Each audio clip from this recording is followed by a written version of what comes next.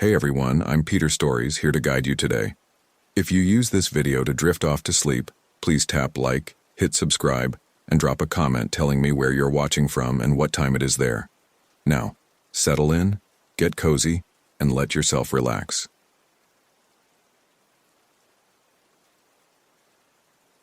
Timony, 3 in the morning. It's always 3 in the morning when I wake up hearing those sounds again. My new house is over 1,000 miles from Olympic National Park, but still, I still hear them. My wife says they're just nightmares. She wasn't there. She didn't see what I saw that October night. My name is Thaddeus Kowalski, but everyone called me Thad. I worked as a forest ranger at Olympic National Park in Washington for 8 years before everything changed. Now I live in Nebraska, as far from those ancient forests as I could get. The flat plains here, the endless sky. It's the opposite of those towering trees that could hide anything in their shadows. My wife thinks I'm paranoid, but she doesn't understand. In Nebraska, you can see what's coming from miles away. I've been seeing a therapist for 3 years now. Dr. Martinez keeps telling me I need to talk about it. Really talk about it, not just the sanitized version I gave the investigators. She says keeping it locked inside is what's causing the night terrors, the panic attacks when I see dense tree lines, the way I can't handle being in forests anymore. So here I am, finally telling someone the complete truth about what happened during the Sienna Voss case in October 2021. I need you to understand something first. I wasn't some rookie ranger who panicked at the first sign of trouble. 8 years in Olympic meant I'd seen everything. Lost hikers, bear attacks, hypothermia cases, people who thought they were experienced enough to handle the Hoh rainforest alone. I'd pulled bodies out of ravines, talked suicidal people off cliff edges, and tracked missing persons through terrain that would break most people. The Olympic Peninsula isn't like other parks. It's primordial, alien almost. Moss hangs from trees like green curtains. The canopy is so thick that noon feels like twilight, and the silence.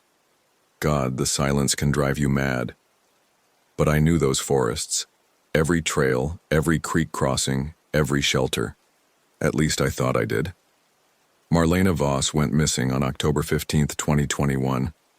She was a wildlife photographer from Portland, 26 years old, petite with auburn hair that she kept in a practical braid. She'd come to document the autumn elk migration through the Kino Valley. Experienced outdoors woman, proper gear, filed a detailed backcountry permit. She was supposed to check in every 48 hours via satellite communicator. When 72 hours passed without contact, her emergency contact, her sister in Portland, called it in. I remember the morning I got the call. October 18th, 5:30 a.m. The mist was rolling off Lake Crescent like smoke, and the maple trees were that brilliant gold that only happens for a few weeks each year. Beautiful morning. I should have known it was too beautiful. Thad, we've got a missing photographer, my supervisor Janet Reese told me over the radio. Last known position was the Graves Creek area. You know that sector better than anyone. I did know it. Graves Creek feeds into the Kino River, and the area around it is some of the most remote backcountry in the park. Dense old-growth forest, steep ravines, and enough fallen logs to create a maze even for experienced hikers. If someone got turned around in there, especially with the autumn rain starting to change the creek levels, they could disappear for weeks. I'll head out within the hour, I told Janet. Any specific concerns? Her sister says she's never missed a check-in before. Real methodical type. Something spooked her or something happened. I gathered my gear. GPS unit, two-way radio, emergency beacon, first aid kit, rope, headlamp, backup batteries, weather radio, and my service weapon, a Glock 22 that I'd only drawn twice in 8 years, both times for aggressive bears. The October weather was typical for the peninsula. Overcast, temperature in the low 50s, with intermittent drizzle that could turn into a downpour without warning. I wore my standard gear, waterproof jacket, hiking boots with good tread, and layers I could add or remove as needed. The drive to Graves Creek took 45 minutes on the winding forest roads. I passed maybe 3 other vehicles the entire way, a logging truck heading toward Forks, a Park Service maintenance van, and a beat-up pickup with out-of-state plates that I glimpsed briefly in my rearview mirror. The isolation never bothered me before. In Washington, especially on the peninsula, you get used to being alone with the trees. I parked at the Graves Creek trailhead around 7:15 a.m. The parking area held only one vehicle, a blue Subaru Outback with Oregon plates. Had to be Marlena's. I radioed my position to dispatch and began my initial assessment. Her car was locked, no signs of forced entry or struggle. Through the windows, I could see camera equipment cases in the back seat, neatly organized. A coffee cup sat in the center console, still showing ring stains where condensation had formed and dried. She'd been gone at least 2 days. The trailhead register showed her signature dated October 15th, 6:45 a.m. Her handwriting was precise, almost architectural. Sienna Voss, Portland, OR, elk photography, returning 10:17. Today was the 18th. I followed the main trail for the first 2 miles, looking for any sign she'd deviated from the established route. The Graves Creek Trail is well maintained for the first section, but it deteriorates quickly once you get into the deeper forest. At the 2-mile mark, I found her first trail marker, literally. She'd tied a small piece of orange surveyor's tape to a Douglas fir branch about 7 feet up. Smart.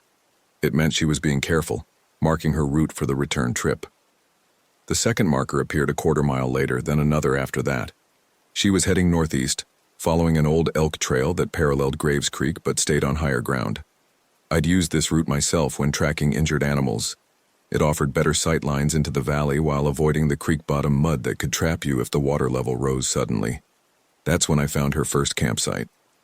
It was about 4 miles from the trailhead, in a small clearing maybe 30 feet from the creek. She'd chosen well. High enough to avoid flooding, close enough to water with several escape routes if weather turned bad. Her tent was gone, but the fire ring remained, cold ashes scattered by rain. What bothered me was how clean the site was. Too clean. Marlena struck me as the type who'd follow leave-no-trace principles, but this was almost antiseptic.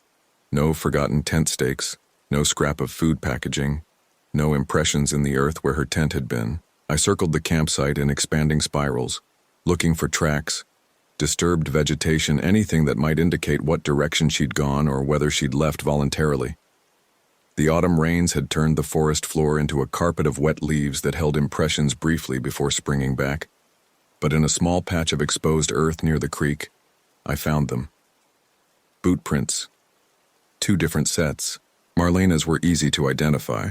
Small, maybe size 7, with an aggressive lug sole pattern I recognized as Vask hiking boots.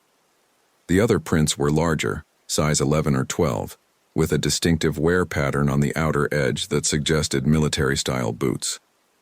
The second set overlapped Marlena's in several places, meaning whoever made them had been there after her. This is where I should have called for backup immediately. Protocol demanded it.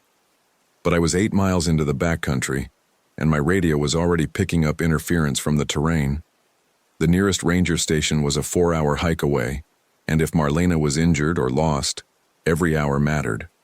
I convinced myself that the second set of prints belonged to another hiker who'd found her campsite and moved on.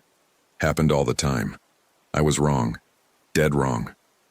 I followed the tracks northeast, deeper into the forest. The elk trail she'd been following branched here, and both sets of boot prints took the left fork, heading upslope toward the ridgeline. This route would lead to Marmot Pass, a high alpine area that offered spectacular views, but was exposed to weather. If a storm hit while she was up there. The tracks were maybe 6 hours old based on how the edges had softened in the damp earth. Still fresh enough that I might catch up if I pushed hard. I increased my pace, checking my GPS every 15 minutes to mark my progress. The trail climbed steadily through old-growth cedar and hemlock, trees so massive that 3 people couldn't wrap their arms around them. The canopy here was almost impenetrable, creating a perpetual twilight even in midday. That's when the first strange thing happened. At 10:30 a.m., according to my GPS timestamp, I stopped to check my bearings and noticed my radio crackling with static. Not unusual in heavy forest, but the pattern was odd. 3 short bursts, pause, 3 long bursts, pause, 3 short bursts again. SOS in Morse code. I tried to respond, but got only dead air. I switched to the emergency frequency and heard the same pattern repeating. Base, this is Ranger Kowalski at coordinates. I gave my position and asked for a radio check. Nothing but static and that goddamn SOS pattern. I told myself it was atmospheric interference. The Pacific Northwest gets weird radio propagation sometimes, especially during weather changes. But something cold settled in my stomach as I clicked off the radio and continued up the trail. The bootprints led me higher, past the tree line, and into the alpine zone where stunted pines gave way to rocky meadows dotted with late-season wildflowers. The weather was deteriorating, clouds building to the west, wind picking up, temperature dropping toward the 40s. If Marlena was exposed up here without proper shelter, I found her second campsite just below Marmot Pass in a natural windbreak formed by a cluster of subalpine firs. This time there were clear signs of hasty departure. Her tent stakes were still in the ground, bent and twisted as if the tent had been pulled free with force. Scattered around the site were personal items, a metal cup, a broken flashlight, pages torn from what looked like a journal, all dampened by rain and mist. I gathered the journal pages carefully, trying not to damage the wet paper further. Marlena's handwriting was barely legible, but I could make out fragments. Watching me for 2 days now. Not a hiker. Moves too quietly. Tried to approach my camp last night. Going to try for the ridge, hope I can get cell signal. The final page was mostly illegible except for one line that made my blood freeze. If something happens to me, tell them to look for the cave with the bones. I keyed my radio immediately, trying every frequency. Base, emergency. This is Ranger Kowalski. I need immediate backup at Marmot Pass. Missing person case is now a potential crime scene. Repeat, requesting immediate backup. Static. Nothing but static in that damned SOS pattern. Weaker now, but still repeating. I checked my GPS. The display showed my coordinates, but when I tried to activate the emergency beacon function, the screen flickered and went black. I removed the batteries, checked the contacts, reinstalled them. Nothing. 8-year-old unit that had never failed before. And now it was dead when I needed it most. The smart thing would have been to turn back, hike out, and return with a full search team. But those journal pages changed everything. Marlena wasn't lost. She was running from someone. And that someone might still be out there with her. I pressed on toward the ridge, following boot prints that were becoming harder to track on the rocky ground. The larger prints, the military boots, seemed to know exactly where they were going, following game trails and natural routes that would be invisible to most hikers. Whoever had made them knew this country intimately. The wind picked up as I climbed, carrying with it the smell of rain and something else, something organic and unpleasant that I couldn't quite identify. Death maybe, but not the clean death of a winter-killed deer. This was older, mustier, like something had been rotting in a confined space. At 1:30 p.m. I reached the ridge proper. The view should have been spectacular. Mount Olympus to the south, the Pacific Ocean visible on clear days to the west. Instead, I was socked in with clouds and mist, visibility down to maybe 50 feet in any direction. The wind howled through the rocks with a sound like tortured voices. That's when I heard the screaming. Human screaming, high and desperate, coming from somewhere below the ridge to the north. A woman's voice. Had to be Marlena. I checked my compass, took a bearing, and started down the slope as fast as I dared. The terrain here was treacherous, loose scree and hidden crevices that could break an ankle or worse. The screaming stopped abruptly, leaving only the wind. I called out as I descended. Marlena! Marlena Voss! This is Park Service. Can you hear me? No response except my own voice echoing off the rocks. I found the cave 20 minutes later. It was hidden behind a screen of stunted pines, just a dark opening in the rock face about 4 feet high and maybe 3 feet wide, big enough for a person to crawl through, but you'd have to know it was there to find it. The smell I'd noticed earlier was stronger here, concentrated and nauseating. I switched on my headlamp and peered inside. The cave extended back into the mountain farther than my light could penetrate, but even in the first few feet I could see bones scattered on the rocky floor. Animal bones, mostly, Deer, elk, smaller creatures, but mixed in with them were pieces of fabric, metal objects that glinted in my light, and other things I didn't want to look at too closely. "Marlena," I called into the cave. "Are you in there?" Something moved in the darkness beyond my light. A shuffling sound, like someone trying to crawl deeper into the cave. I had to make a choice. Go in after her or wait for backup that might never come. I went in. The cave tunnel was cramped, forcing me to crawl on hands and knees. My radio was useless here, and my headlamp created a narrow cone of light that made the darkness beyond seem even more oppressive. The smell was overwhelming. Decay, human waste, and something chemical that burned my nostrils. After maybe 30 feet, the tunnel opened into a larger chamber. I stood up carefully, sweeping my light around the space. What I saw will haunt me until I die. It was a trophy room. Dozens of items hung from the walls or sat arranged on natural rock shelves. Backpacks, clothing, cameras, wallets, driver's licenses. I recognized some of the missing person cases from the last few years. People who'd vanished in the Olympics and were never found. Hiking boots arranged in neat rows by size. Pieces of jewelry strung like Christmas ornaments. And photographs. Hundreds of Polaroid photos covering one entire wall, showing... God, I can't describe what those photos showed. In the center of the chamber, bound to a natural pillar of rock with climbing rope, was Sienna Voss. She was alive but unconscious, her head hanging forward, auburn hair matted with blood and dirt. Her photographer's vest had been cut away, and her arms and legs showed clear signs of restraint injuries, but she was breathing. I rushed to her, checking for serious injuries while trying to cut her bonds with my utility knife. "Marlena, can you hear me? I'm a park ranger. You're safe now. I'm going to get you out of here." Her eyes fluttered open, unfocused and terrified. He's coming back," she whispered.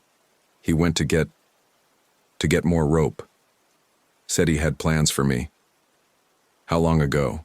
I asked, sawing at the ropes around her wrists. "I don't know. Hours, maybe? He comes and goes. Sometimes he brings others here, but they don't..." She started crying. "They don't leave." The ropes around her wrists came free, and I started working on her ankles. "Can you walk?" "I think so, but he knows these mountains better than anyone. He said he was Special Forces, served in Afghanistan. He knows every trail, every cave, every place to hide." I got her feet free and helped her stand. She was shaky but mobile. "We're getting out of here right now. Stay close to me and don't look at the walls."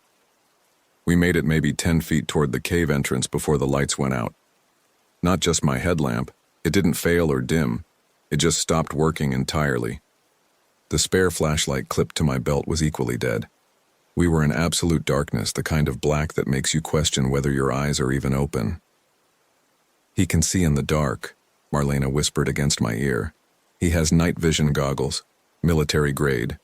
He's been playing with me for days, turning my lights off, making sounds in the dark, letting me think I could escape." I drew my service weapon, though it felt pathetic in my hands. How do you fight someone you can't see? In terrain they know better than you do. "Stay behind me. We're going to feel our way out along the wall." We started moving toward where I remembered the cave entrance being, one hand on the rock wall, the other holding my gun. Every few seconds I'd stop and listen. The cave was silent except for our breathing and the distant sound of wind outside. That's when he spoke. "Ranger Thaddeus Kowalski, badge number 4847, hired August 15th, 2013, divorced, remarried 3 years ago to Sarah Chen, a nurse at Olympic Medical Center. Lives at 1247 Pine Street in Port Angeles. Drives a 2018 Toyota Tacoma, license plate 457 GFD.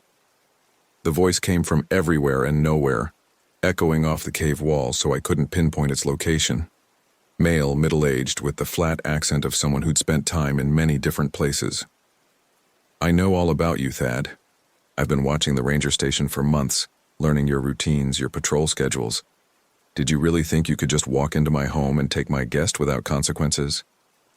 I fired 2 shots in the direction I thought the voice had come from. The muzzle flashes lit up the cave for brief instants, showing me glimpses of rock walls and scattered bones, but no human figure. "You missed," the voice said, now coming from a completely different direction. "Army trained me better than that. Marksmanship, survival, psychological operations. 20 years in the service, 12 of those in special operations. I know 100 ways to kill you in the dark." "Let us go," I called out. "I won't report this. We'll just leave and you'll never see us again." Laughter echoed through the cave, cold and genuinely amused. "You think this is a negotiation? You think I'm going to let you walk out of here and bring back a search team? Thad, you're not leaving this mountain alive, neither is she. But I might let you live long enough to watch what I do to her." Something moved in the darkness to my left. I spun and fired, the muzzle flash revealing empty space. But in that brief illumination, I saw something that made my blood freeze. The cave had multiple passages leading deeper into the mountain. This wasn't just a cave, it was a complex, and he could move through it like a ghost. "3 shots left in that magazine," the voice said. "What's your plan when you run out? Hand-to-hand combat? I outweigh you by 50 pounds and I have night vision. Or maybe you'll try to run. I know every inch of these mountains for 50 miles in any direction. I know which trails you'll take, which streams you'll try to follow, where you'll try to hide." Marlena gripped my arm tighter. "There's another way out," she whispered so quietly I could barely hear her. When he brought me in, I felt air movement from a different direction. Another passage. "Where?" "Behind where I was tied up, maybe 10 feet past the pillar." It meant going deeper into the cave system, but staying here was suicide. I grabbed Marlena's hand and started feeling my way back into the chamber, using the rock pillar as a reference point. Behind it, I found what she'd described, a narrow passage that curved away into the mountain. "Running deeper into my home?" the voice called. "Good choice. I have so many more things to show you." We crawled through the passage as quickly as we dared, feeling our way in absolute darkness. The tunnel angled downward and to the right, and I could indeed feel air movement against my face. Fresh air, not the stale atmosphere of the trophy chamber. After what felt like hours but was probably only minutes, I saw light ahead. Not electric light, but the gray glow of overcast daylight. The passage opened onto a narrow ledge halfway down a cliff face, hidden from above by overhanging rock. Below us, maybe 60 feet down, was a small alpine lake surrounded by dense forest. "Can you climb?" I asked Marlena. She looked at the rocky cliff face and nodded grimly. "Anything's better than going back in there." We started down, moving carefully from handhold to handhold. The rock was slick with moisture and moss, and my service weapon kept catching on protrusions, but we made steady progress. I was beginning to think we might actually escape when I heard the voice again, now coming from the cave entrance above us. "Very good, Thad. Using the back exit. But you should know, I've been hunting people in these mountains for 3 years now, 27 so far, if you count the ones whose bodies were never found. You think you're the first ones to find that passage?" A rock fell past us, followed by another. He was dropping stones from above, trying to knock us off the cliff. I looked down and saw we were still 40 feet from the lake, too far to jump safely. "Move faster," I told Marlena, but as I shifted my weight to the next handhold, my boot slipped on the wet rock. I fell 6 feet before catching myself on a small ledge, tearing the palm of my hand on sharp stone. My service weapon slipped from my holster and tumbled into the lake below with a distant splash. "Lost your gun, Ranger?" The voice was closer now. He was climbing down after us. "That's okay. I prefer things to be more personal anyway."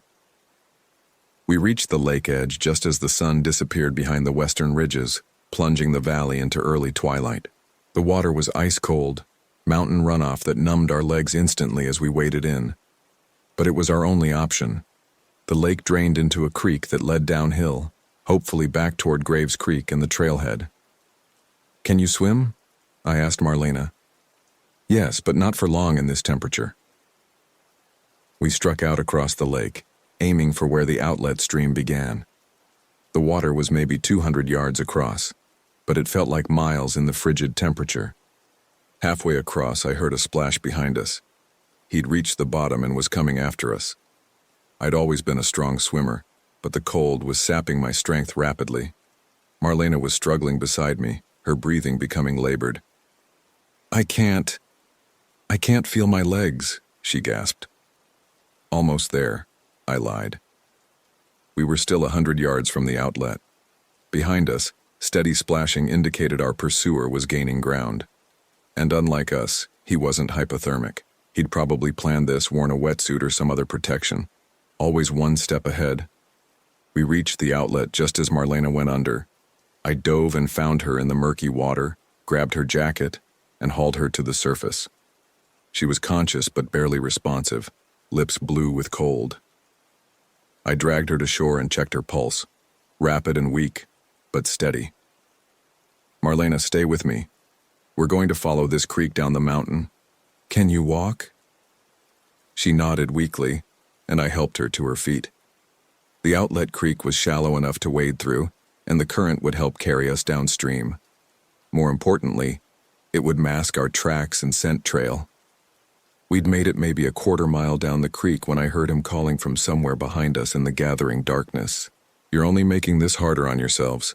The temperature's dropping into the 30s tonight. You'll be dead from exposure in 3 hours." He was probably right. We were both soaked. Temperatures were falling, and we had no shelter or way to start a fire. But going back meant certain death, while staying ahead meant possible survival. The creek wound through increasingly dense forest as we descended, old-growth trees creating a canopy so thick that even the limited daylight couldn't penetrate. We were moving through a twilight world of moss-covered logs and ferns that brushed against us like grabbing hands. That's when my watch stopped working.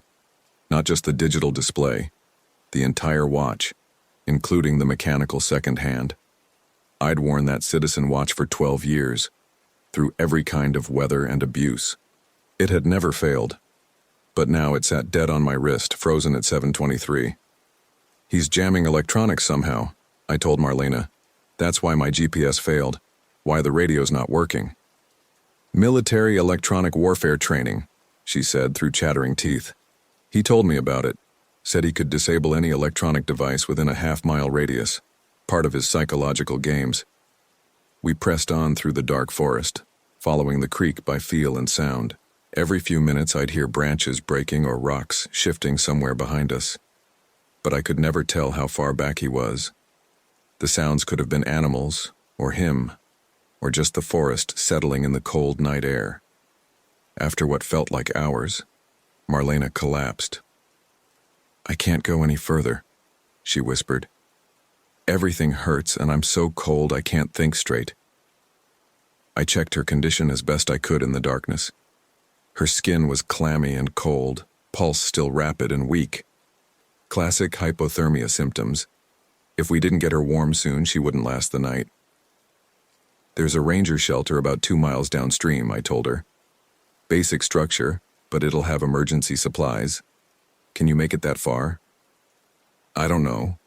Maybe if you help me." I got her back on her feet and half carried, half dragged her along the creek bank. Every step was agony. My torn hand was infected and swollen. My legs were cramping from the cold water and exhaustion was making me clumsy. But the alternative was dying in the forest while a psychopath hunted us for sport. The shelter appeared out of the darkness like a gift from God. A small log structure with a metal roof, built into a grove of old cedars about 50 yards from the creek. Park Service emergency shelters were stocked with basic supplies: sleeping bags, emergency food, first aid kit, and most importantly, a propane heater. I got Marlena inside and checked the shelter's inventory. Everything was there, untouched. Either our pursuer didn't know about this place or he was letting us think we were safe. Given his apparent knowledge of the area, I suspected the latter. "We can't use the heater," I told Marlena as I helped her into a sleeping bag. "The light and heat signature would give away our position. We'll have to rely on body heat and insulation." "I'm so cold," she said, her teeth chattering violently. I climbed into the other sleeping bag and pulled it close to hers, sharing what little body heat we both had left. Outside, the wind picked up, rattling the shelter's walls and roof. But underneath the wind, I could hear other sounds. Footsteps circling the building, testing the walls, looking for weaknesses. He'd found us. "I know you're in there," his voice called from outside. "Cozy little shelter. I've used it myself a few times over the years.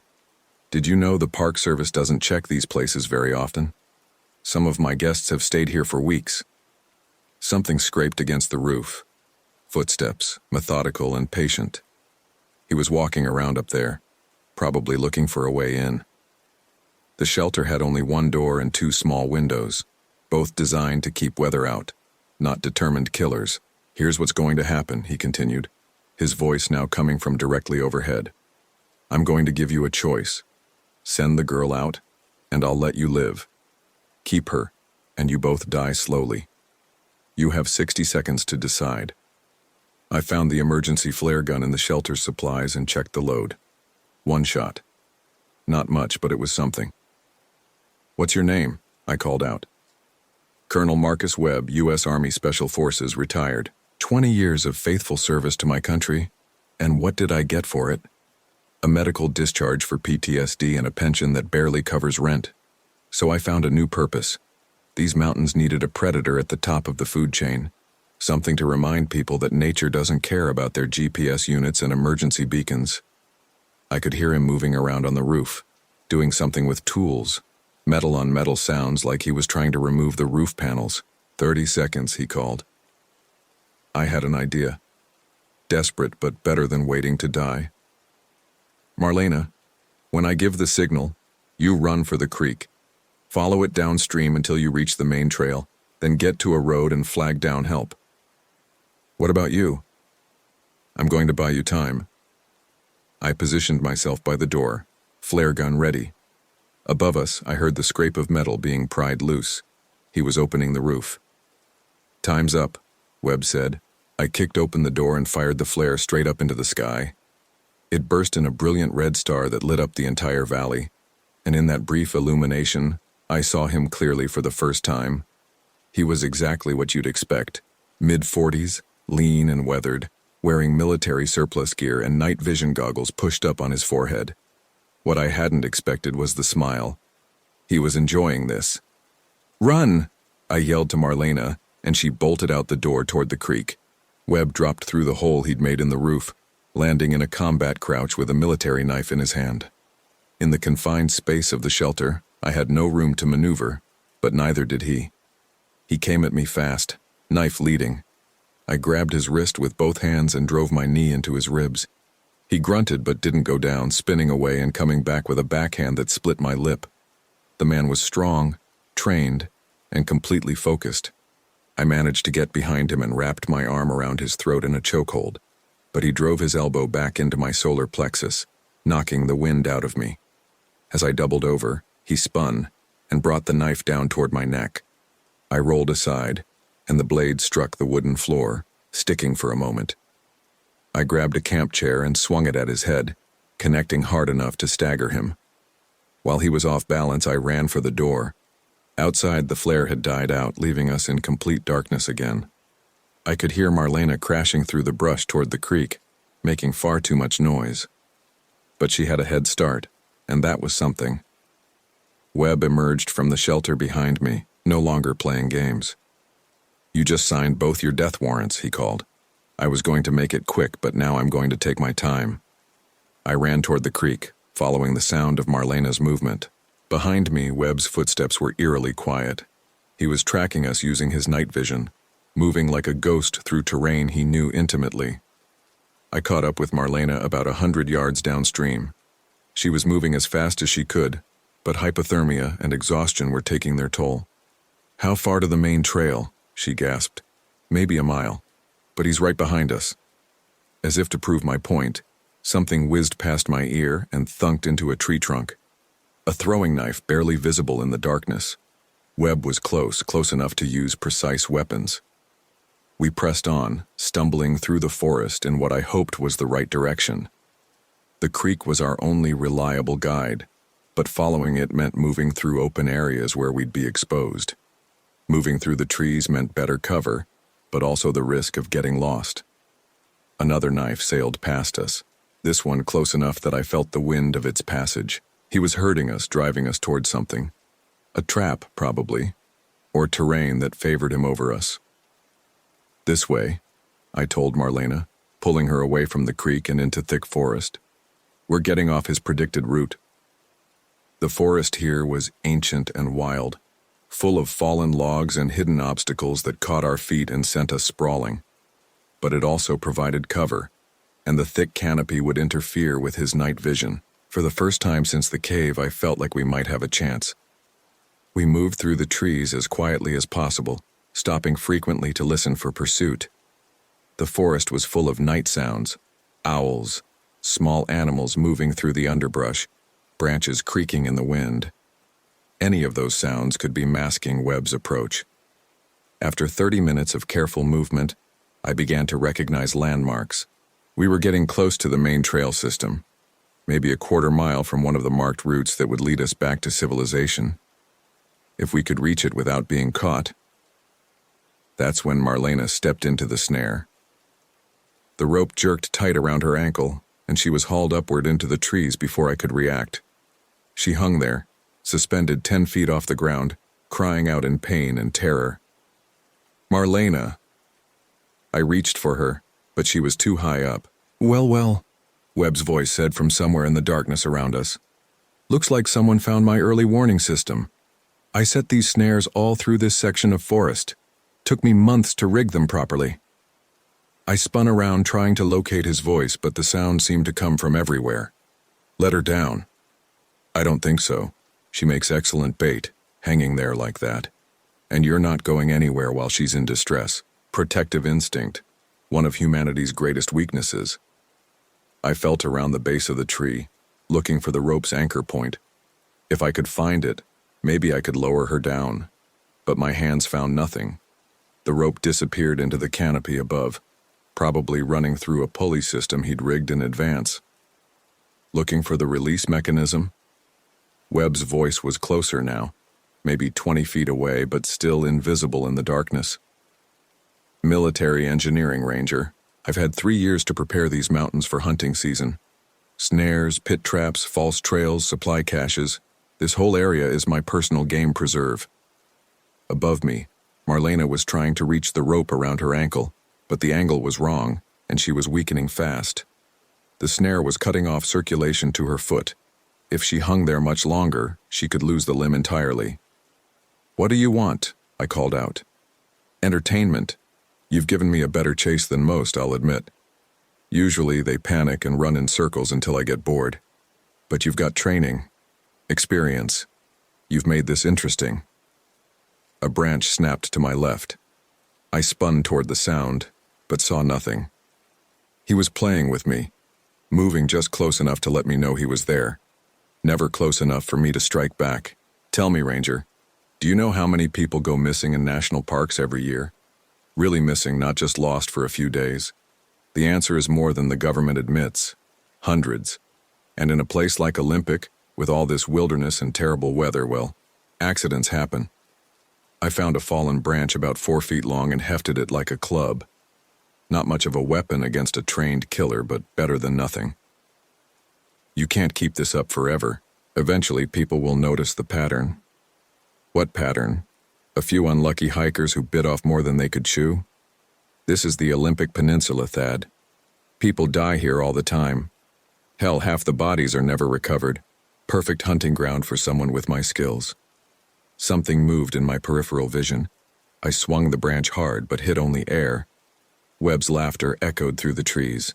You're exhausted, hypothermic, and fighting in the dark against an enemy who owns this terrain. How long do you think you can keep this up?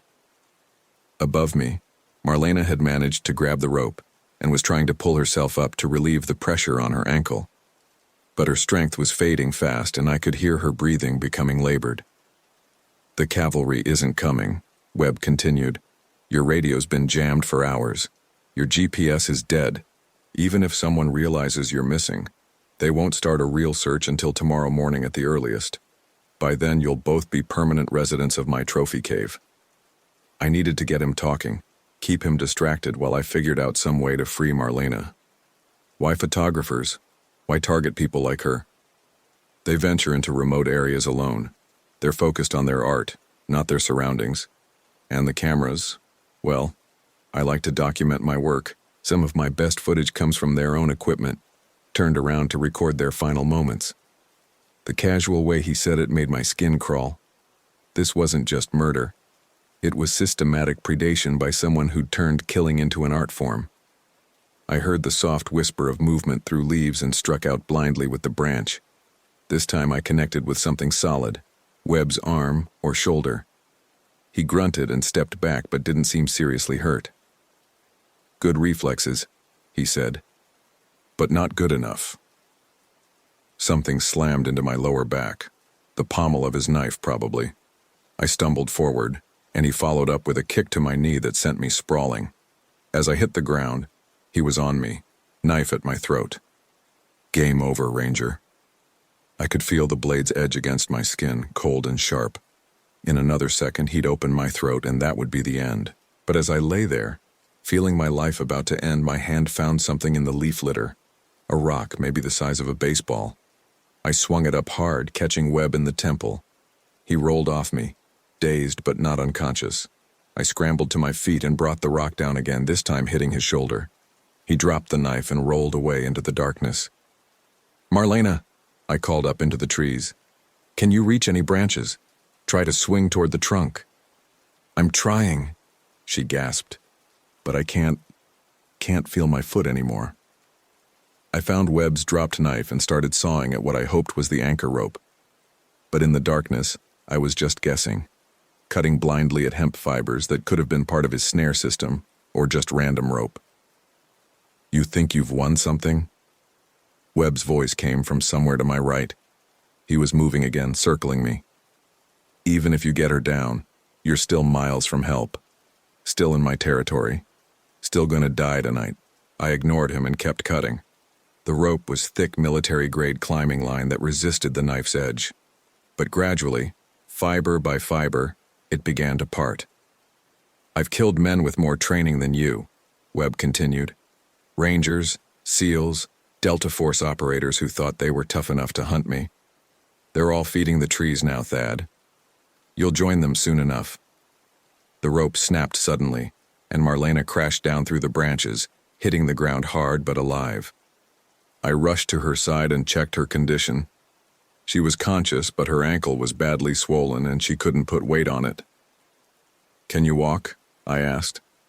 Not really, but I can hop if you help me.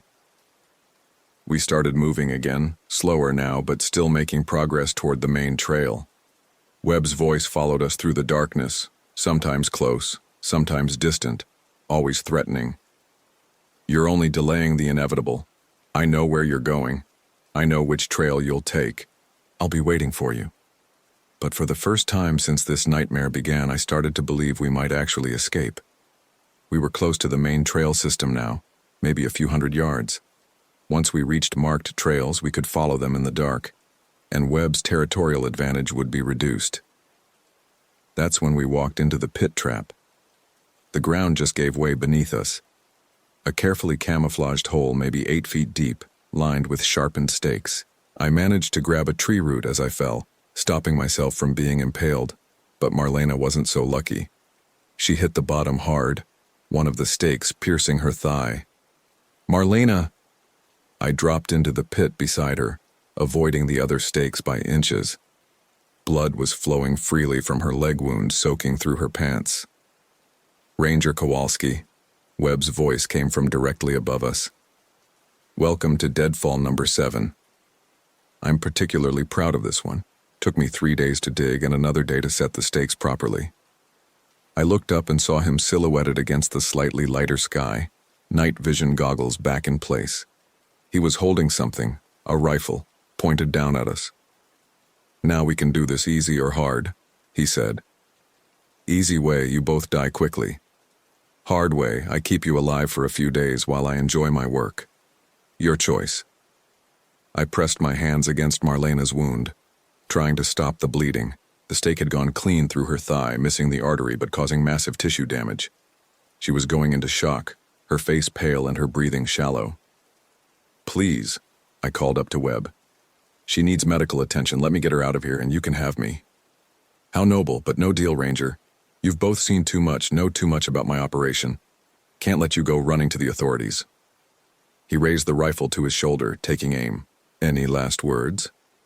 That's when the helicopter appeared. Search and rescue helicopters are loud. You can hear them coming from miles away. But this one seemed to materialize out of nowhere, flying low and fast with its searchlight sweeping the forest. The beam caught Webb in its glare and he spun around, momentarily blinded. I heard voices over a loudspeaker. "This is King County Search and Rescue. We have you in sight. Drop your weapon and step away from the pit." Webb fired 3 quick shots at the helicopter, but the pilot banked away and the bullets went wide. The aircraft circled back, keeping its light on him while more voices echoed through the forest. Ground teams, closing in from multiple directions. How did they...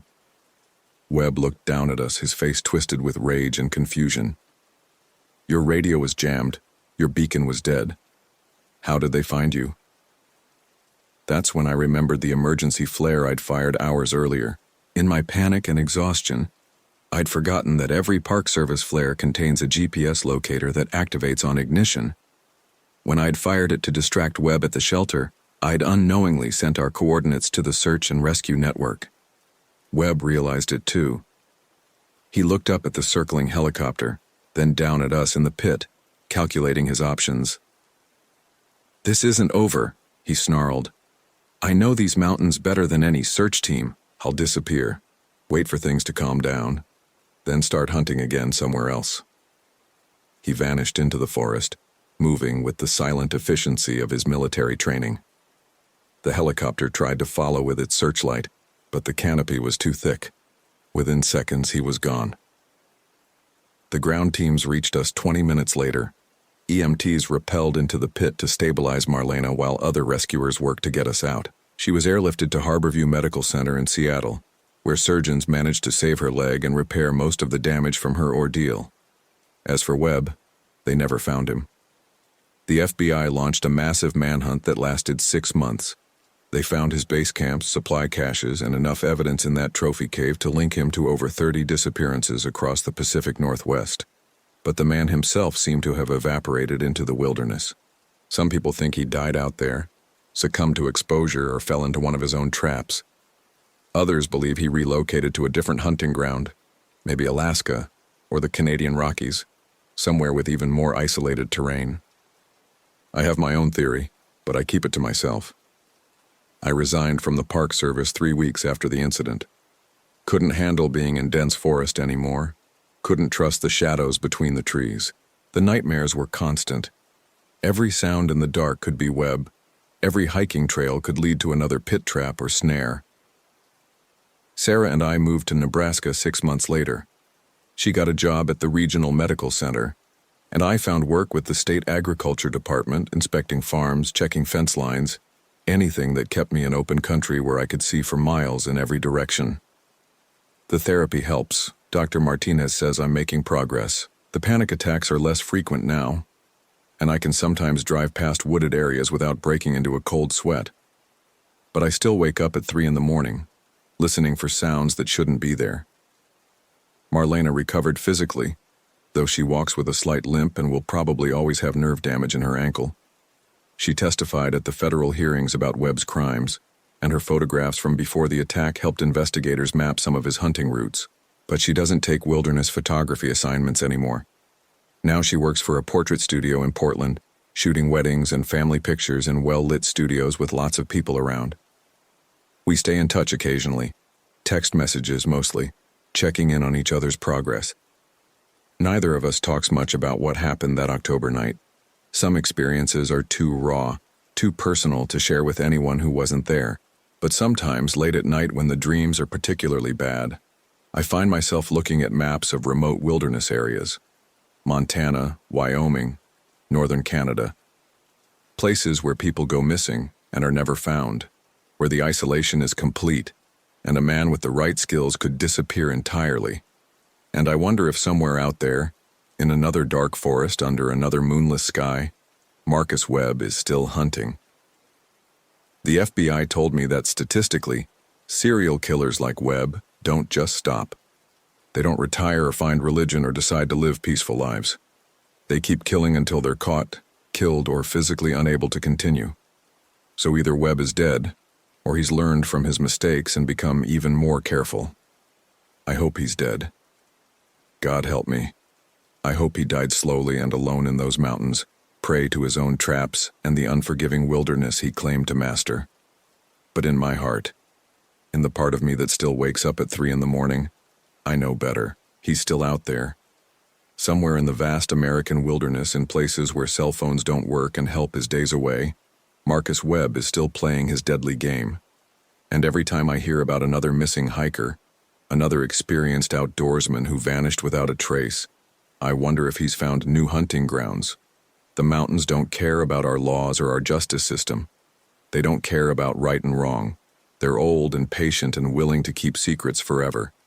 And sometimes when the wind is right and the darkness is complete, they shelter monsters.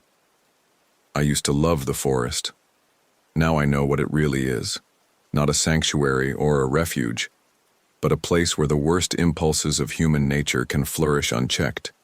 Where someone like Webb can build his own private hell and stock it with victims who trusted in the beauty of the wilderness. That's why I'm telling this story now, 3 years later, to whoever will listen. Not because I think it will help catch him. The FBI has better resources and more experience than I ever will. But because people need to know what's possible out there in the dark spaces between the trees. When you're planning your next wilderness adventure, remember Sienna Voss. Remember the trophy cave and the pit traps and the snares. Remember that the most dangerous predator in any forest walks on 2 legs and thinks like a human being. And if you're out there alone, if something doesn't feel right, if you hear sounds that shouldn't exist or find signs that someone has been watching you, don't try to be a hero. Don't investigate. Just run. Run, and don't look back. Because somewhere in the American wilderness, the hunt is still on.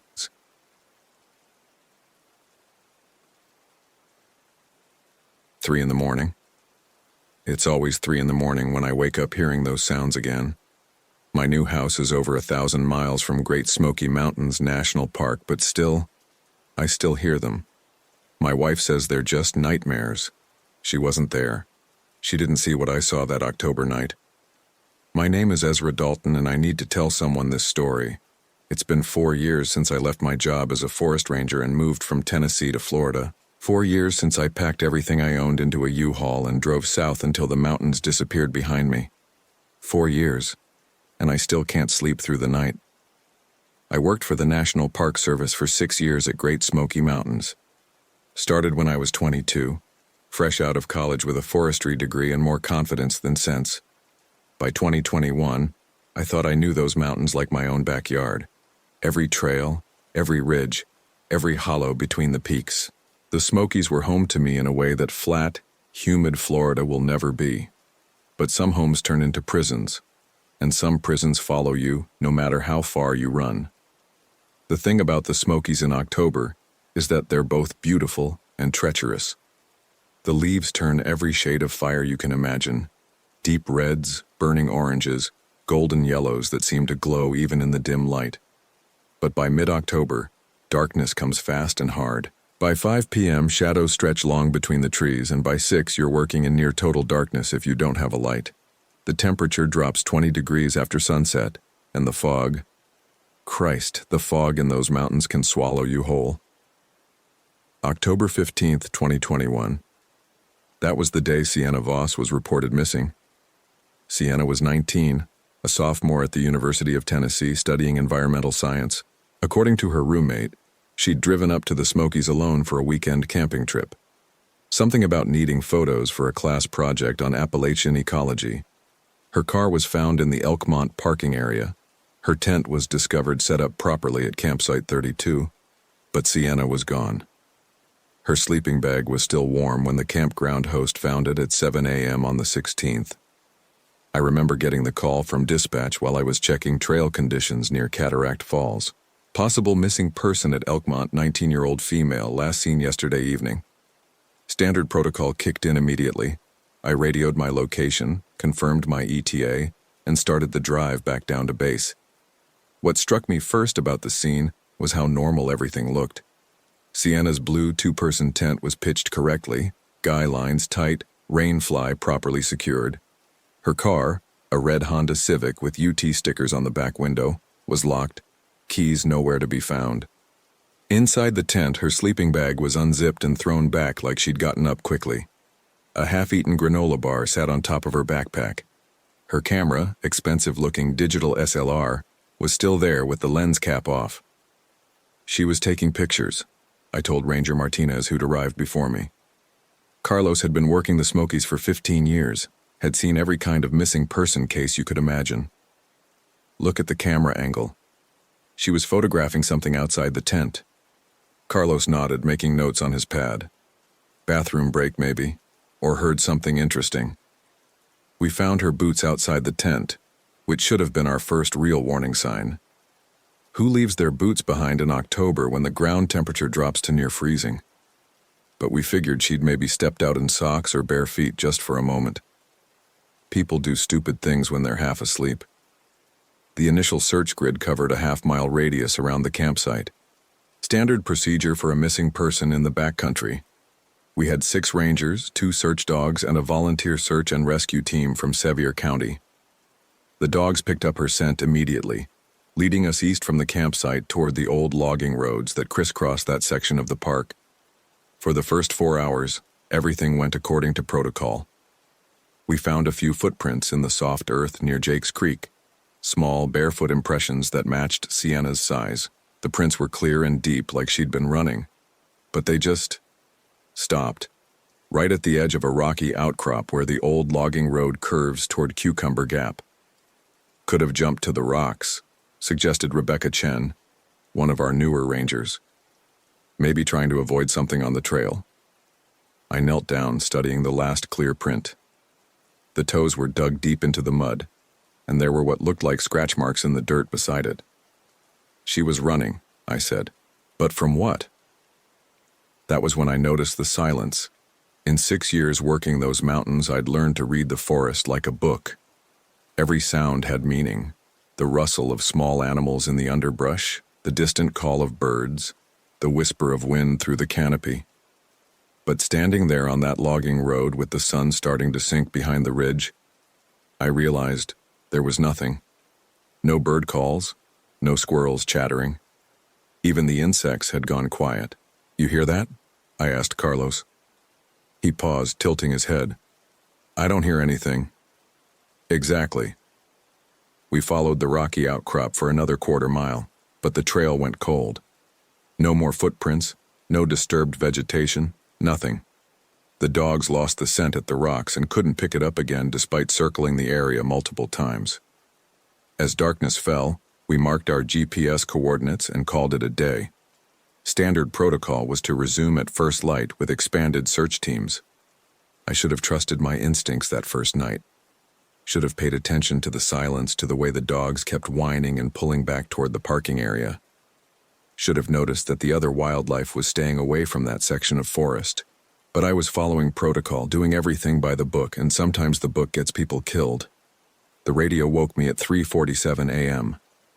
Base to Dalton, we've got a situation at Elkmont. I fumbled for the handset, still half asleep in my cabin. Go ahead, base. Campground host reports lights moving through campsite 32. Possible trespasser or... The dispatcher paused. Possible return of missing person. I was dressed and in my truck within 5 minutes. The drive to Elkmont takes 20 minutes on a good day, but I made it in 15, pushing the old Ford through curves that probably should have killed me. My headlights swept across empty campsites as I pulled into the loop, finally illuminating Site 32. Sienna's tent was still there, but something was wrong with it. The rainfly had been pulled back, and there was a faint glow coming from inside. Not electric light, but something softer. Flickering. I parked 30 yards away and approached on foot, flashlight in one hand, radio in the other. Base, this is Dalton. I'm approaching the campsite now. The tent appears to be occupied. Copy, Dalton. Back up en route. 20 yards from the tent, I could smell something burning. Not wood smoke, something else. something organic and wrong. The flickering light inside the tent was definitely fire, small flames that cast dancing shadows on the nylon walls. "Hello?" I called out. "Park Service, is anyone in there?" The flames went out immediately, like someone had blown out a candle. The tent went dark. I waited 30 seconds, then called out again. "This is Ranger Dalton with the National Park Service. If you're in there, I need you to come out and identify yourself." No response. But I could hear something, a soft rustling, like someone moving carefully inside the tent. I approached with my flashlight raised, beam focused on the tent entrance. The zipper was open about 6 inches, just enough for someone to slip inside. "I'm going to need you to exit the tent now," I said, using my most authoritative voice. That's when I heard the whisper. It was barely audible, just a breath of sound that might have been my imagination. But it sounded like, "Help me." My training said to wait for backup. My training said not to approach a potentially unstable person alone in the dark. But if that was Sienna in there, if she'd somehow made it back to her campsite injured or traumatized, every second could matter. I moved closer, flashlight beam trained on the tent opening. "Sienna, is that you? Are you hurt?" Another whisper, clearer this time. "Please, help me." The voice was definitely female, young, terrified. I knelt down next to the tent entrance and aimed my flashlight inside. The tent was empty, not just empty, completely, impossibly empty. No sleeping bag, no backpack, no sign that anyone had ever been inside. Even the ground looked undisturbed, like the tent had just been set up moments before. But I had seen the light. I had heard the voice. I backed away from the tent, every instinct screaming that something was fundamentally wrong with this situation. My radio crackled. "Dalton, this is Martinez. We're 5 minutes out. What's your status?" I keyed the handset, not taking my eyes off the tent. "Carlos, the tent appears to be empty, but something's not right here. I heard voices, saw light, but there's no one inside." "Copy. Stay put until we arrive." I was backing toward my truck when I saw the footprints, fresh prints in the soft earth around the campsite, but not Sienna's small bare feet. These were large, maybe size 11 or 12, made by heavy boots with deep tread. They circled the entire campsite in a wide loop, like someone had been watching from the tree line. The prints were so fresh that water was still seeping into some of them. Whoever had made these tracks was still here. I spun around, flashlight beam sweeping the darkness beyond the campsite. The light caught something 30 yards away, a pale shape that disappeared the moment my beam hit it, but not before I saw enough to know it was human-sized and moving. "Hey!" I shouted, pulling my service weapon. "Park Service! Stop and identify yourself!" The shape didn't stop. It moved deeper into the trees with a fluid, confident gait that spoke of someone who knew these woods intimately. I followed, trying to keep the figure in my flashlight beam, but the forest swallowed it completely within seconds. I was standing alone in the dark, breathing hard, when Carlos and Rebecca arrived with 2 Sevier County deputies. Their flashlights turned the campsite into a maze of overlapping shadows. "Where's your trespasser?" Carlos asked. I told them what I'd seen, showed them the boot prints, described the voice from inside the tent. They listened with the kind of patient expressions that meant they thought I was either lying or losing my mind. "Could have been an echo," Rebecca suggested. "Sound travels weird in these mountains." "What about the footprints?" I asked. Carlos knelt down, examining the tracks with his flashlight. "Could be from earlier today. The search teams, maybe." But I knew those prints hadn't been there when we'd finished the search at sunset. I knew because I'd checked the area myself before leaving. Those boots had walked around that campsite sometime after midnight, and whoever was wearing them had been watching. The deputies took a report and promised to increase patrols in the area. Carlos told me to go home and get some rest. "Long day tomorrow," he said. "We're expanding the search grid at first light." I didn't sleep. Instead, I sat in my cabin with my laptop, researching every missing person case in the Smokies over the past 5 years. What I found made my blood run cold. 7 people had disappeared in the park since 2016. All young women, all camping alone or in small groups. 3 were never found. 2 were discovered weeks later, miles from where they'd vanished, with no memory of what had happened to them. 1 was found alive but catatonic, and died in a psychiatric facility 6 months later without ever speaking again. The 7th was found at the bottom of a ravine near Charlie's Bunyan, apparently the victim of a fall, but the autopsy report, which I accessed through official channels, noted inconsistencies with accidental death scenario and evidence of prolonged psychological trauma. Every single disappearance had occurred in October. I called Carlos at 5 a.m., woke him up to share what I'd found. He listened without interrupting, then sighed deeply. Ezra, I know what you're thinking, but correlation isn't causation. People disappear in national parks. It's tragic, but it happens. Most of the time, they're just unprepared for the conditions. 7 women, Carlos, all in October, all between the ages of 18 and 25. I'll make sure the search teams are aware of the other cases, he said. But right now, our focus needs to be on finding Sienna Voss alive. The expanded search began at dawn. We had 12 rangers, 4 search dogs, 20 volunteers from 3 counties, and a helicopter from the Tennessee Emergency Management Agency. The search grid now covered 4 square miles of some of the most rugged terrain in the Smokies. I was assigned to Team 3, working the eastern section toward Cucumber Gap. My partner was a volunteer named Dale Hutchins, a local man in his 50s who claimed to know every trail in the park. Dale had the weathered look of someone who'd spent his entire life in the mountains. Lined face, calloused hands, eyes that seemed to miss nothing. Terrible thing, Dale said as we hiked up the old logging road. Young girl like that all alone out here. I agreed, but something about the way he said it bothered me. There was an odd emphasis on all alone, like he was savoring the words. We'd been searching for 2 hours when Dale stopped abruptly, holding up his hand for silence. You hear that? I listened. Faint and distant but unmistakable. Someone calling for help. Sounds like it's coming from up ahead, I said, reaching for my radio. Dale grabbed my wrist. Wait, sound carries funny in these hollows. Could be an echo from another search team.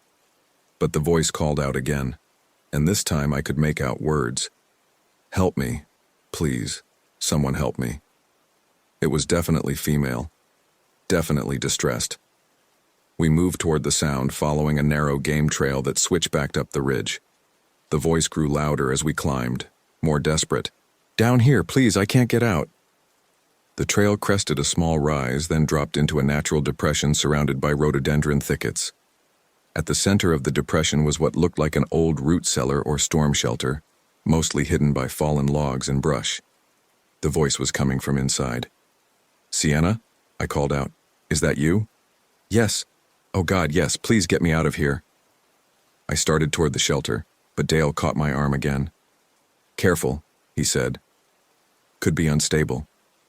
The entrance to the shelter was a wooden door set into what looked like a natural cave. It was secured with a heavy chain and padlock that looked new. Fresh scratches in the wood around the lock suggested someone had been trying to claw their way out from the inside. Sienna, we're going to get you out, I called. Are you hurt? I can't see anything. It's so dark. Please hurry. I examined the lock. It would require bolt cutters to break, which we didn't have. Dale, I need you to radio base camp. Tell them we've found her and we need bolt cutters to break this chain. Dale just stood there, staring at the door. Dale? He turned to look at me, and his expression had changed completely. The concerned local volunteer was gone, replaced by something cold and calculating. You know what's funny about city boys like you? He said. Always so eager to help. The voice from inside the shelter had gone quiet. I reached for my radio, but Dale was faster. He grabbed my wrist and twisted until I dropped the device. It clattered against a rock and the battery compartment popped open, batteries scattering into the leaves. Dale, what the hell are you doing? He smiled, and it was the most terrifying expression I'd ever seen on a human face. What I've been doing for 5 years. What I did to all those other girls who came camping alone in my mountains. My hand moved toward my service weapon, but Dale was already pulling a hunting knife from his belt. 8 inches of serrated steel that looked well used. "I wouldn't," he said. "Not if you want to see what's really in there." He gestured toward the shelter with the knife. The voice started up again, but now I could hear something wrong with it. The words were the same. "Help me. Please help me." But they repeated in exactly the same rhythm, exactly the same intonation, like a recording. "That's not Sienna," I said. Dale's grin widened. "Smart boy. No, that's not Sienna. That's just something I use to draw helpful park rangers away from their teams." "Where is she?" "Oh, she's around. Probably watching us right now, matter of fact." He tilted his head toward the trees.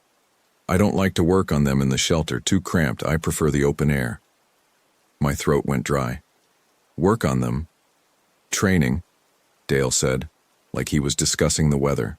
"Most people don't understand how much potential the human mind has for adaptation.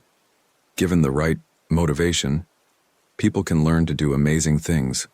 Sienna's been learning for 3 days now." I could feel my service weapon in its holster, but Dale was watching my every move. The knife in his hand was steady as a rock. "The other girls," I said, trying to keep him talking while I figured out a way to get to my gun. "What happened to them?"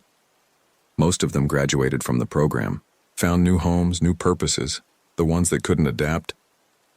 He shrugged. "Well, the mountains are good at keeping secrets." A branch snapped somewhere behind me. Dale's eyes flicked toward the sound and his smile got even wider. "Ah, there she is. Right on schedule." I turned around slowly and my heart nearly stopped. Sienna Voss stood 20 feet away, but she was wrong in every possible way. Her clothes were filthy and torn, her hair matted with dirt and leaves. Her feet were bare and bloody, scratched and cut from 3 days of walking on rough ground. But it was her eyes that made me want to run screaming back down the mountain. They were completely empty, not blank. Empty, like someone had scooped out everything that made her human and left only the shell. "Come here, girl," Dale said softly.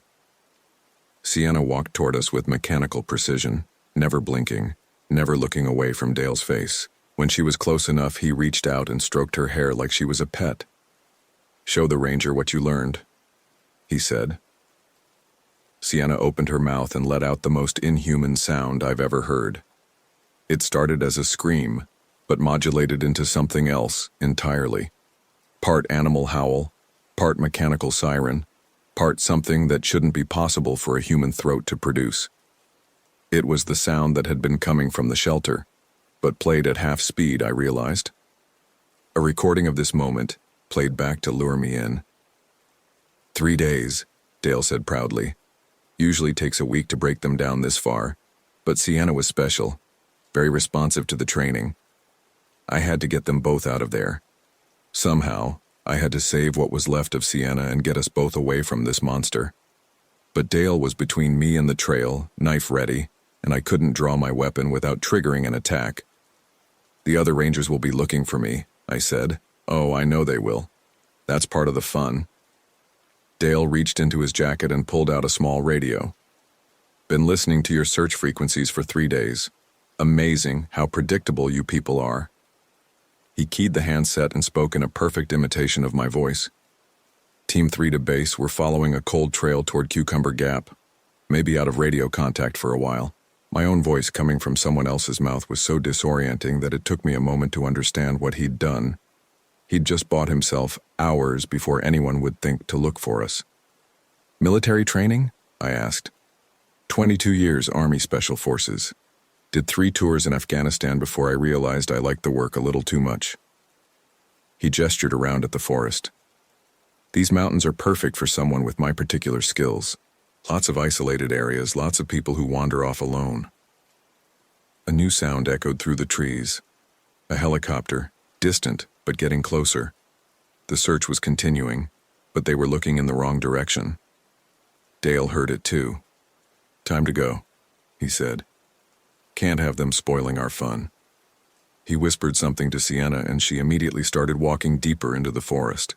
Her movements were still mechanical, but she navigated the rough terrain with an eerie precision that suggested she'd made this journey many times before.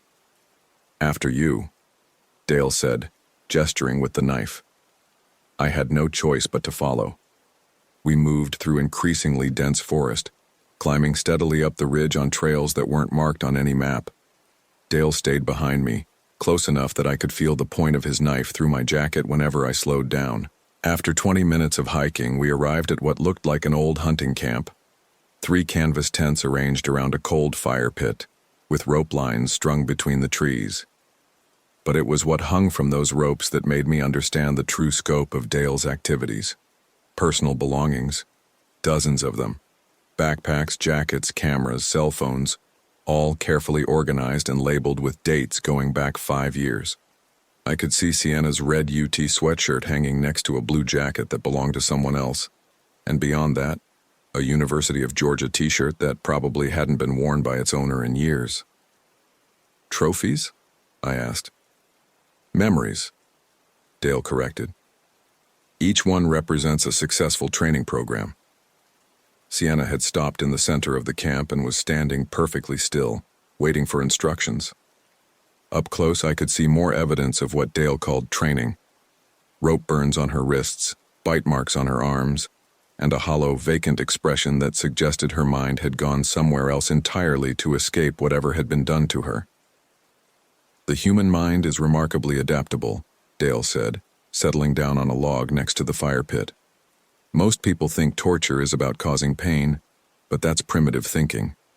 Real behavioral modification is about creating dependency. You break down their old identity completely, then build a new one that serves your purposes.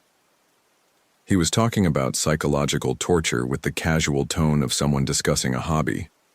I'd seen military manuals on prisoner interrogation, but this was something beyond that. This was someone who genuinely enjoyed destroying human beings.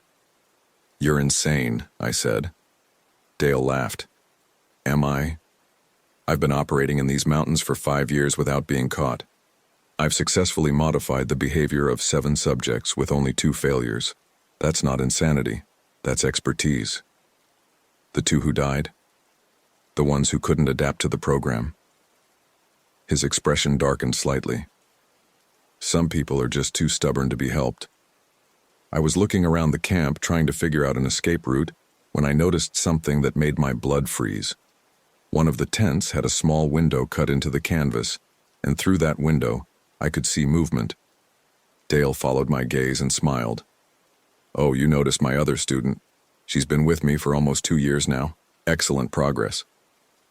The tent flap opened, and another woman emerged. This one was older, maybe mid-20s, with long dark hair and the same empty expression as Sienna. But unlike Sienna, who still looked human despite her vacant stare, this woman moved with a predatory grace that was deeply unsettling. This is Rachel, Dale said. She was camping with friends near Cades Cove in 2019. Took a little longer to train, but now she's one of my most valuable assistants. Rachel walked over to stand next to Sienna, and I realized with growing horror that she was carrying a hunting knife identical to Dale's. Her movements were fluid and confident, not the mechanical precision of recent conditioning, but the smooth efficiency of someone who'd been doing this for years. Rachel helps me with the new students, Dale explained. She understands the program better than anyone because she's been through it herself. Jesus Christ, I whispered. Sienna will probably reach Rachel's level within a few more weeks. Then I'll be able to take on multiple subjects at once. Really expand the operation. The helicopter sound was getting fainter, moving away from our location. Whatever chance I'd had of being found by the search teams was disappearing with that aircraft. What do you want with me? I asked. Dale stood up, stretching like a man who'd been sitting too long. Well, originally I was just going to eliminate you. Can't have park rangers stumbling across my camp. But then I got to thinking, you know these mountains almost as well as I do. You might make an excellent addition to the program. I'll never help you. Oh, you will. Everyone says that at first, but the human mind is remarkably flexible when properly motivated. He nodded to Rachel, who immediately moved to stand behind me. The first phase is disorientation. We'll start by keeping you awake for the next 72 hours while you watch what happens to people who don't cooperate. I felt Rachel's knife press against my back, just hard enough to break the skin. My service weapon was still in its holster, but I couldn't reach it without triggering an attack from behind. "Sienna," Dale called out. "Show our new student what happens when someone tries to resist the program." Sienna walked over to one of the hanging backpacks and pulled out a small digital camera. She turned it on and held it up so I could see the display screen. The camera was full of photos, but they weren't pictures of scenery or wildlife. They were documentation photos of Dale's previous victims, images of what he called training that were so disturbing I can't describe them without vomiting. The photos showed the systematic breakdown of human beings, stage by stage, until nothing recognizable remained. "This is what happens to people who fight the program," Dale said softly. "But look at the later photos." The images changed, showing the same victims weeks or months later. But instead of broken, tortured people, these photos showed something far worse: individuals who had been rebuilt into perfect, obedient extensions of Dale's will. They moved and acted like normal people, but their eyes held the same terrible emptiness I saw in Rachel and Sienna. "Most of them are still out there," Dale said, "living normal lives, holding normal jobs, but always ready to help when I need them. I have assets in 6 states now, all of them completely loyal to the program." The scope of what he was describing hit me like a physical blow. This wasn't just one maniac torturing victims in the woods. This was a network, a system for creating sleeper agents who could blend into normal society while remaining under his control. "You're building an army," I said. "I'm building a new kind of human," Dale corrected. "People who understand that individuality and free will are illusions that cause nothing but suffering. My students find peace in surrender." Rachel's knife pressed deeper into my back, and I felt warm blood soaking through my shirt.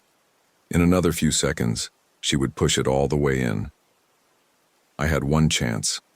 I threw myself backward as hard as I could, driving Rachel off balance and sending us both crashing to the ground. The knife skittered away across the leaves as we fell, and I rolled away from her, finally able to reach my service weapon. But Dale was faster than I expected. Before I could draw, he was on me, his own knife aimed at my throat. We struggled for several seconds, rolling through the dirt and dead leaves, each of us trying to gain control of our weapons. I managed to get my gun halfway out of its holster before Dale's knife opened a line across my forearm. The pain was immediate and intense, and I lost my grip on the pistol. It fell into the leaves somewhere nearby, but I couldn't see where. Dale pinned me to the ground, his knife at my throat, breathing hard but smiling. "That was stupid," he said. "Now you'll have to start the program at Phase 1 instead of Phase 3. I could feel the knife's edge against my skin, could smell Dale's breath as he leaned over me. But I could also hear something else, a sound that made my heart leap with desperate hope. Dogs barking. Search dogs, still distant but getting closer. Dale heard them too. His expression shifted from triumphant to concerned to angry in the space of a few seconds. "Impossible," he muttered. "I sent them toward Cucumber Gap." The barking was definitely getting closer, and now I could hear human voices calling my name. Somehow, despite Dale's radio deception, the search teams had figured out where we really were. Dale stood up, pulling me with him. "Change of plans," he said. "We're relocating." He barked orders to Rachel and Sienna, who immediately began breaking down the camp with mechanical efficiency. In less than 2 minutes, they had packed the essential gear and erased most traces of the campsite. Dale's military training was evident in how quickly they could disappear. "Move," Dale ordered, pushing me toward a trail I hadn't noticed before. We hiked for another 10 minutes, climbing steadily up the ridge toward what looked like a natural cave entrance. The barking of the search dogs was getting fainter. Dale had chosen his escape route well. The cave entrance was hidden behind a curtain of mountain laurel, invisible unless you knew exactly where to look. Inside, the cave opened into a large chamber that had been converted into another campsite. This one was more permanent than the forest camp. Sleeping areas carved into the rock walls, a ventilation system that drew smoke from a fire pit up through natural chimneys, and storage areas that contained enough supplies for months. "Welcome to Phase 1, Dale said. He forced me to sit against the back wall of the cave and used climbing rope to secure my hands behind me. The rope was tied with military precision, tight enough to cut off circulation if I struggled, but not tight enough to cause permanent damage. He wanted me functional for whatever was coming next. Rachel and Sienna took positions near the cave entrance, watching the forest outside for any sign of pursuit. Their movements were coordinated with an almost telepathic precision that spoke of extensive practice. "The beauty of this location," Dale said, settling down across from me, "is that it's completely invisible from the air. Helicopter thermal imaging can't penetrate this much rock, and the entrance is hidden from ground searches. We could stay here for weeks without being discovered." "They'll find you eventually," I said. "Maybe, but probably not before you graduate from the program." He pulled out Sienna's camera again and began scrolling through the photos. Most subjects complete Phase 1 within 72 hours. After that, they stop wanting to be rescued. The next few hours were the worst of my life. Dale's Phase 1 consisted of sleep deprivation, systematic psychological abuse, and forced observation of documentation from his previous victims. He had perfected techniques for breaking down human resistance that were far more sophisticated than simple torture. But sometime around midnight, I heard something that gave me hope: the distant sound of helicopters circling the area. Multiple aircraft, flying search patterns that suggested they weren't giving up. Dale heard them too, and for the first time since I'd met him, he looked worried. "They're being very persistent," he muttered, moving to the cave entrance to listen. That's when I noticed that Rachel was no longer watching me. She had moved to the entrance alongside Dale, both of them focused on the aircraft outside. Sienna was still in the cave, but she was facing away from me, staring blankly at the wall. My service weapon was still out there somewhere in the forest, but Dale had left his backpack next to the fire pit, and I could see the handle of a backup knife protruding from a side pocket. I worked on the rope around my wrists for several minutes, using the rough cave wall to slowly fray the fibers. Military knots are strong, but they're not designed to withstand constant abrasion against granite. Finally, I felt the rope begin to give way. The helicopter sounds were getting closer. Through the cave entrance, I could see the sweep of searchlights moving across the forest canopy. Dale was getting agitated. "They can't know we're here," he said to Rachel. "The entrance is completely hidden, but the helicopters kept circling, and now I could hear something else. Dogs barking much closer than before." I worked faster on the ropes, ignoring the pain as the rough stones scraped my wrists raw. The rope was definitely loosening, but not fast enough. That's when Sienna turned around and looked directly at me. For just a moment, something flickered in her empty eyes. Not recognition exactly, but awareness. Like she was seeing me for the first time since Dale had broken her. "Help," she whispered so quietly that only I could hear. It wasn't the mechanical repetition from the shelter. This was real, human, desperate. I nodded slightly, not wanting to alert Dale and Rachel to what was happening. Sienna glanced toward the cave entrance where Dale and Rachel were still focused on the helicopters. Then she moved closer to me, still maintaining her vacant expression in case they looked back. "Knife," she breathed, barely audible. She reached into Dale's backpack and palmed the backup knife, then moved behind me as if she was simply changing position. A few seconds later, I felt the blade sawing through the rope around my wrists. Whatever Dale had done to her, some core part of Sienna Voss was still fighting back. The rope parted just as Dale turned around. "What are you doing?" he asked Sienna. She immediately resumed her vacant stare, knife hidden behind her back. "Nothing," she said in the same mechanical tone she'd been using for days. Dale studied her for a moment, then nodded. "Stay alert. If they find the entrance, we'll need to use the emergency exit." Emergency exit. That meant there was another way out of this cave. The helicopters were directly overhead now, and the downdraft from their rotors was causing the trees outside to sway violently. Searchlights swept back and forth across the mountain face, coming dangerously close to the hidden entrance. Dale grabbed his rifle from where it leaned against the cave wall. "Rachel, get the emergency packs. We're moving to the backup location." But as Rachel moved toward the supply cache, one of the helicopters suddenly changed position, hovering directly above our cave. The searchlight beam found the entrance. "Go, go, go!" Dale shouted. The emergency exit turned out to be a narrow tunnel at the back of the cave that opened onto a different part of the mountain. Dale pushed me ahead of him into the tunnel, with Rachel and Sienna following behind. The tunnel was barely wide enough for one person, carved through solid rock by some long-ago geological process. We crawled through it for what felt like hours, but was probably only 10 minutes, emerging onto a ledge about 200 feet above the main cave entrance. Below us, I could see flashlight beams moving into the cave we'd just abandoned. The search teams had found Dale's primary hideout, but they were too late. "This way," Dale whispered, leading us along a treacherous path that followed the ridgeline. We moved single file through darkness so complete that I couldn't see my own hands. Dale navigated by feel and memory, never seeming to hesitate at the numerous forks and turns in the trail. He'd obviously prepared for this contingency long ago. After an hour of hiking, we descended into another hollow where Dale had established yet another campsite. This one was even more sophisticated than the others, a semi-permanent shelter built into a natural rock overhang, with carefully camouflaged supply caches and what looked like a sophisticated communications setup. "Welcome to the backup facility," Dale said, checking his watch. "We'll wait here until the search dies down, then move to the final location." Final location. How many of these places did he have scattered throughout the mountains? My wrists were free thanks to Sienna, but I was pretending they were still bound. Dale hadn't noticed the cut rope in the darkness, and I wanted to keep that advantage for as long as possible.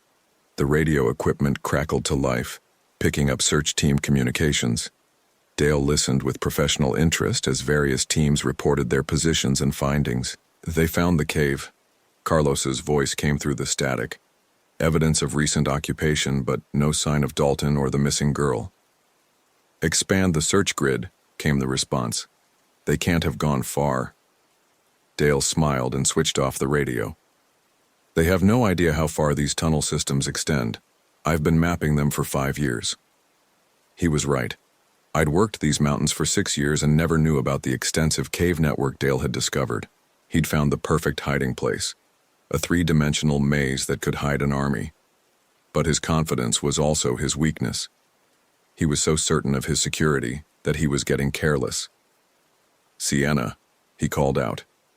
"Start setting up the conditioning equipment."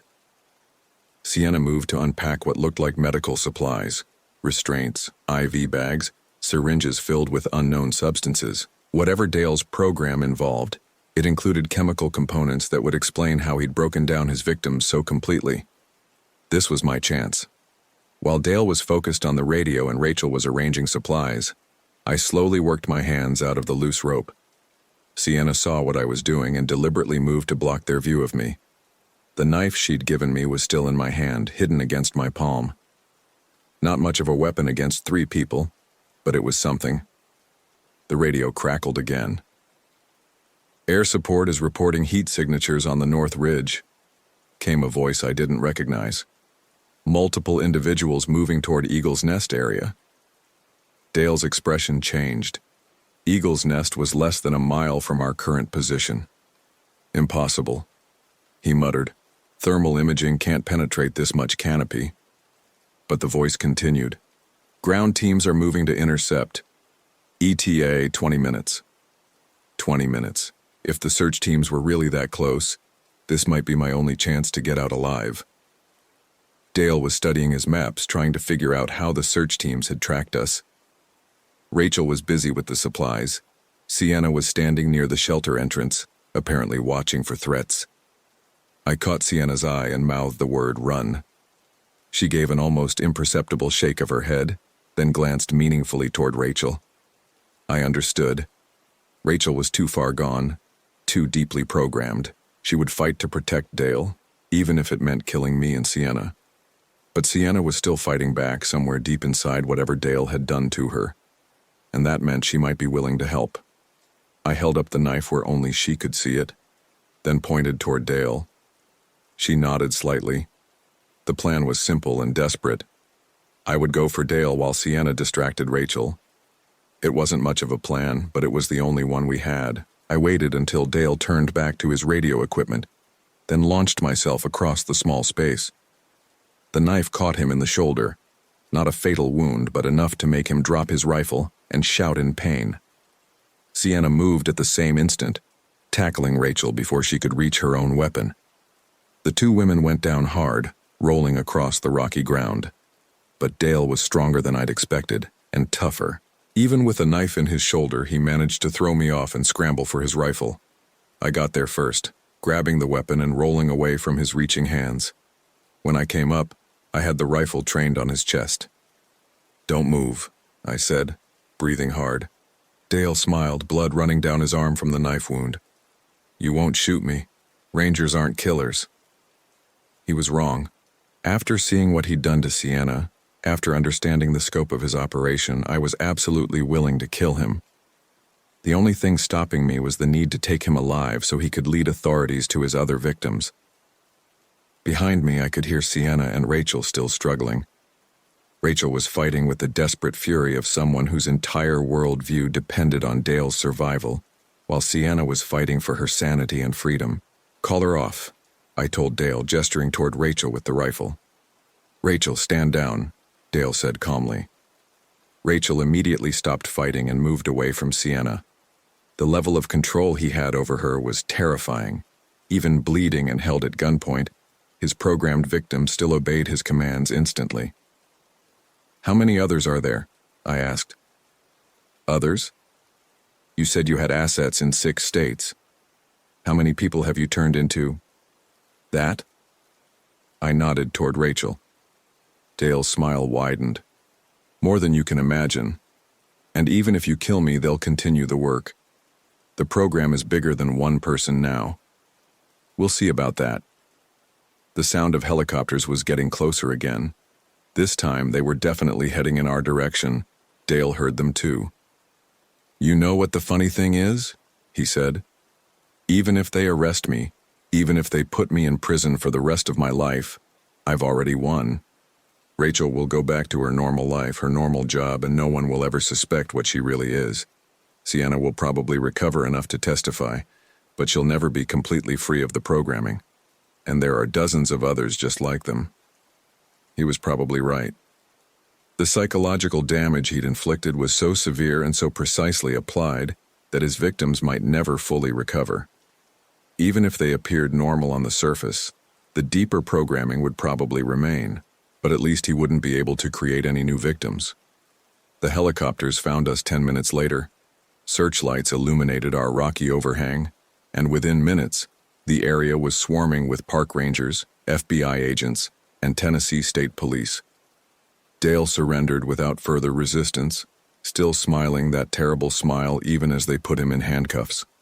Rachel also surrendered, though she kept looking back at Dale as if waiting for further instructions. Sienna collapsed the moment the rescuers arrived.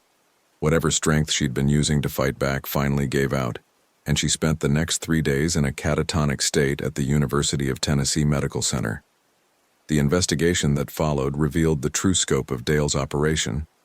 His real name was Dale Hutchins, former Army Special Forces, dishonorably discharged in 2015 for conduct unbecoming, which turned out to be a euphemism for war crimes committed in Afghanistan. He'd been operating in the Smokies since 2016, using his military training and knowledge of the park's cave systems to build an undetectable base of operations. They found evidence linking him to 11 disappearances across 6 states, not just the 7 I'd discovered. His backup facilities contained documentation of his psychological techniques, detailed profiles of his victims, and a list of graduates who were living normal lives while remaining under his control. The FBI is still tracking down those graduates.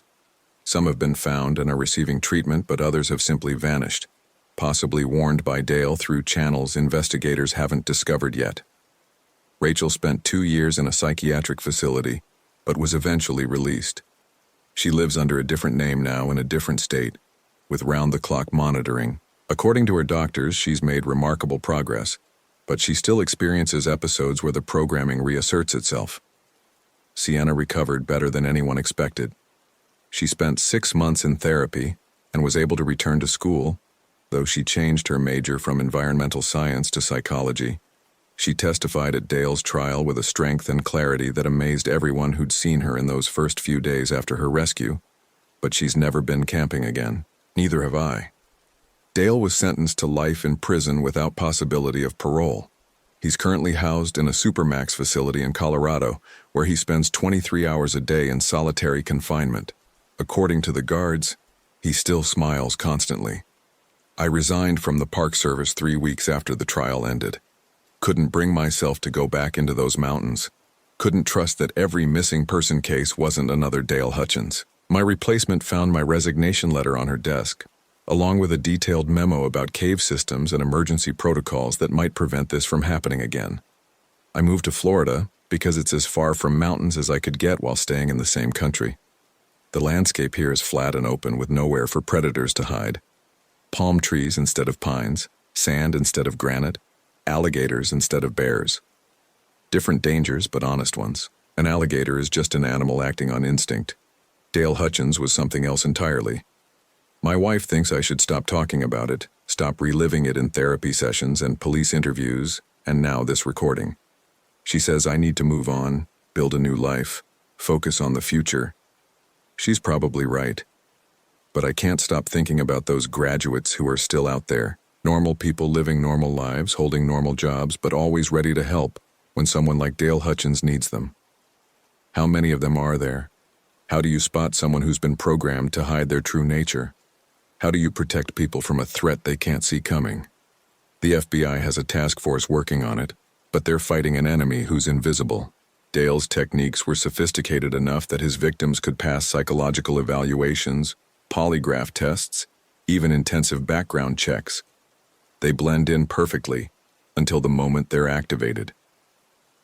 Sometimes I wonder if that's why I really moved to Florida. Not just to escape the mountains, but to escape the possibility that someone I meet, a neighbor, a coworker, someone standing behind me in line at the grocery store, might be one of Dale's graduates, waiting for instructions that may never come. The nightmares are getting better. I don't wake up every night anymore, and when I do, the sounds I hear are usually just the neighbor's air conditioner or a truck passing on the highway. The flat landscape of Central Florida doesn't hold the same terrors as the hollows and ridges of the Smokies. But I still check the locks twice before bed. I still research the background of anyone new who enters my life.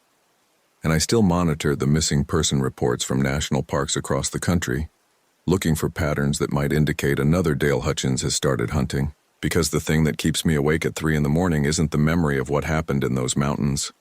It's the certainty that Dale Hutchins wasn't unique.